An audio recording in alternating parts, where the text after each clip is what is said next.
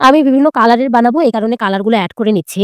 আপনি চাইলে কালার ছাড়াই বানাতে পারেন। কালার ছাড়া বানানোটাই খুবই স্বাস্থ্যকর। কিন্তু আমার বাসায় কালার ছিল, এ কারণে আমি কয়েকটা কালার দিয়ে দিয়েছি এবং সেই কালার দিয়ে বিভিন্ন রঙের পিঠা বানাচ্ছি। আপনি চাইলে শুধুমাত্র সাদাই করতে পারেন। এই পিঠার টেস্টটা যে কতটা ভালো সেটা আপনারা যখন বানাবেন তখনই বুঝতে পারবেন। আশা করি আমি খুবই সহজ উপায়ে দেখালাম। তবুও যদি কারো কোনো প্রশ্ন থাকে অবশ্যই কমেন্টে জানাবেন। আমি আসলে আ খুব একটা নিয়মিত হতে পারছি না ভিডিওতে আমার বেশ কিছু সমস্যার কারণে। এখন আশা করি নিয়মিত ভিডিও দেওয়ার চেষ্টা করব। তো এভাবে তার তুলে নিয়ে এরকম একটা তাওয়াতে বা ননস্টিকি গ্যাসে হলে খুবই ভালো হয়। দিয়ে নিয়ে তারপরে হচ্ছে আপনি চাইলে কড়াইয়ের উপরেই ভাঁজ করতে পারেন। আবার চাইলে এটা তুলে দিয়ে একটা প্লেটে দিয়ে অন্য কেউ ভাঁজ করল। তবে এই পিঠাটা বানানোর জন্য অবশ্যই ২ থেকে ৩ জনের প্রয়োজন হবে। অন্তত ২ জন তো আপনার লাগবেই। একা কখনোই এই পিঠা আপনি বানাতে পারবেন না। দেখুন কতটা সুন্দর তার হয়েছে। আমি ১ম গুলো কড়াতেই ভাঁজ করেছি। কিন্তু পরেরগুলো কিন্তু উঠিয়ে দিয়েছি। প্লেটে ভাঁজ করে ফেলেছে। ভাঁজ দেওয়ার সময় সামান্য একটু চাপ দিবেন। বেশি চাপ দিবেন না। তাহলে কিন্তু পিঠাটা একটু চ্যাপ্টা ধরনের হয় আরকি।